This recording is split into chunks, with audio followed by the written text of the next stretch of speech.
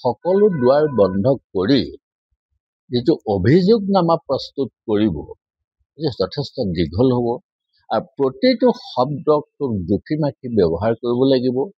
গতিকে 10 দিনৰ ভিতৰত দিব পাৰিব বুলি মই ভবা নাই। সেইকাৰণে নিশ্চয় অকণমান সময় চৰকাৰক দিব লাগিব। এনেকুৱা এটা ঘটনা 10 দিনৰ ভিতৰত স্বয়ং ভগৱানেও দিব নোৱাৰিব বুলি মই গৰিমা গাৰ্গলৈ শ্ৰদ্ধা জনায়ো এই কথাটো মই কৈছোঁ যে কিছুদিন চৰকাৰৰ সময়ৰ প্ৰয়োজন হ'ব। কাৰণ আমি আৱেগটোক যদি গুৰুত্ব দিওঁ অধিককৈ তেতিয়া বিবেকটো পাছ যোৱাৰ দি পলাই গুচি যায়। গতিকে আমি আৱেগক গুৰুত্ব নিদি বিবেকক গুৰুত্ব দি চৰকাৰৰ অকণমান সময় দিয়া উচিত। আৰু যদি ৰাইজে ভবা মতে কাৰ্যকৰী ব্যৱস্থা গ্ৰহণ নহয় তেতিয়া কথাটো বেলেগ।